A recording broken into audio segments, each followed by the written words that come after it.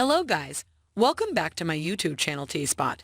In this video, at the conclusion of Original Sin, the initial joy of witnessing Wendy and the old Axe Cap gang nearly waltz off into the London night had turned into an image of sadness. Unsurprisingly, since Axe rejected their request for assistance in overthrowing Mike Prince, the Rebel Alliance, Wendy, Wags, and Taylor returned to the United States feeling completely defeated. Axe was not going to be coaxed back into the fold so easily, but his outrageous counsel to his departed colleagues. Help Prince win the presidency was a clear indication that he may have something really significant planned. Axe may appear to be a new Zen version of himself, but it's evident that he's still sore, which indicates he's planning a major attack on his sworn enemy. My preliminary conclusion is that he needs Prince to win the presidency in order to carry out his own cover takeover scheme.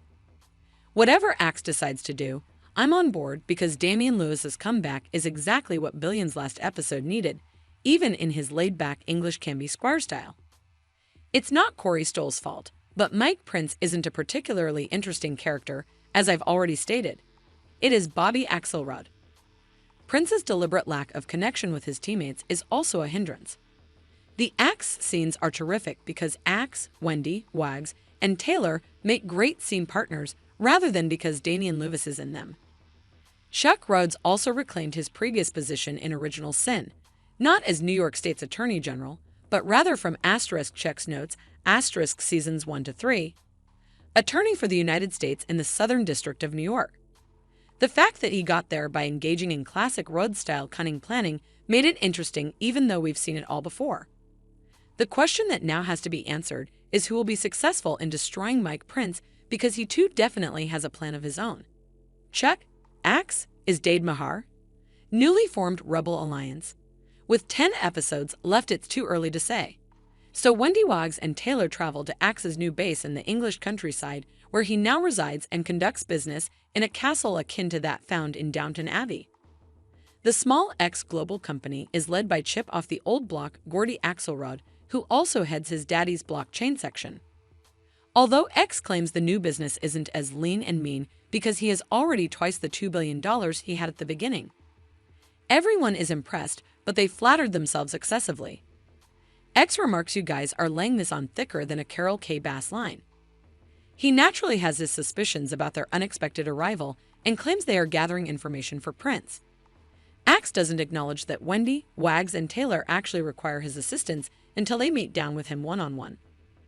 Chuck is working hard to have the allegations against him drop on the other side of the Atlantic, and thanks to the change in public sentiment from the previous week, he succeeds quite swiftly. But the unfortunate Dave Maher is the real loser in this tale.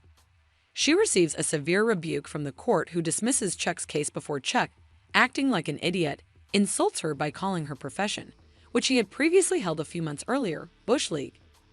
Mike Prince spends the entire episode pursuing Bradford Luke, a brilliant campaign manager.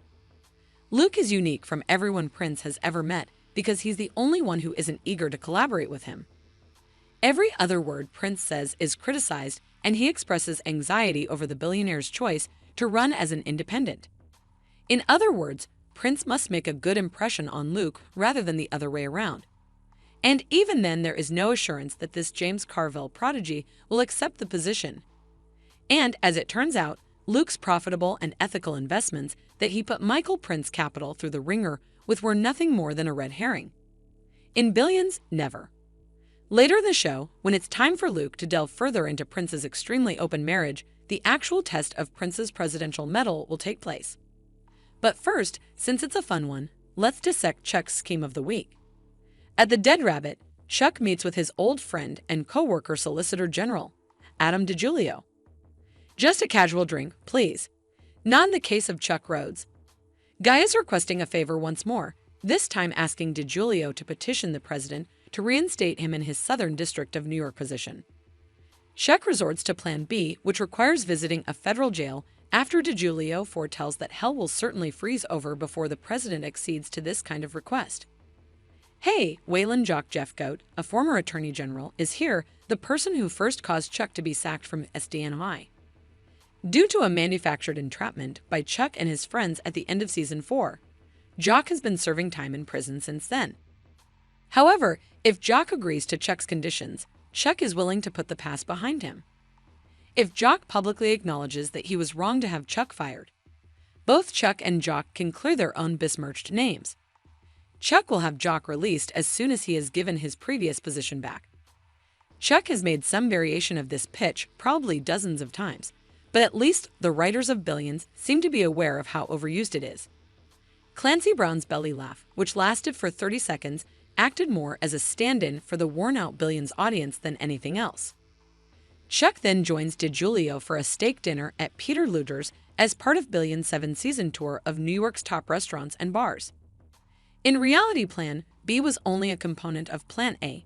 As soon as DiGiulio tells Chuck that the president turned down his request to go back to Southern District of New York, Carl Allard, one of Chuck's minions, arrives with a laptop.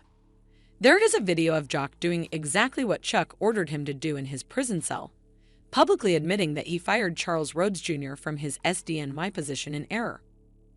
DiGiulio is utterly perplexed and wants to know how Chuck made this happen. Come on, man, how many times has Chuck pulled this kind of thing? It seems that all it took was a stunning new pair of black leather cowboy boots that Chuck himself had given her, along with the promise that Jock's heartfelt opinion would only be seen by DiGiulio, I suppose. See, there are a few co-executive producers from 48 Hours, or so we're told, seated at Carl's table, and they seem quite interested in broadcasting this video of a contrite Chuck all over CBS. It's time for an order. After the 48 Hours episode airs, DiGiulio can either go back to the president and beg him to reinstate Chuck, or the president can seem foolish for not doing it in the first place. The ploy succeeds. Chuck receives a call from the president shortly after, and it is safe to believe that the Jock footage was never broadcast. Back in England, over fireside conversations and glasses of mixtures, Wendy, Wags, and Taylor each make their difficult sales pitches to Axe. Most of them appeal to Axe's propensity for harboring resentments.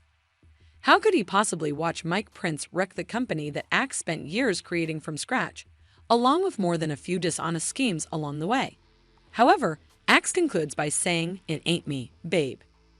He's just too hurt from past setbacks and doesn't want to put himself in another precarious situation. It's not that he feels his pals are incorrect about Prince. Additionally, he has a better suggestion. Why don't Wendy, Wags, and Taylor remain and join Axe Global? Despite the fact that it is a fairly great offer, Wags and Taylor have some even better justifications for not escaping to the land of warm beer and no air conditioning. This leads me back to Axe's perplexing final remarks, encouraging his friends to support Prince's election. Wendy's expression of Bib ETF is just perfect. It seems to be a hint for something he's cooking up. However, Prince and his wife, Andy, must first give Bradford Luke the performance of their life before Prince can even consider running, to demonstrate that they are a conventional married pair.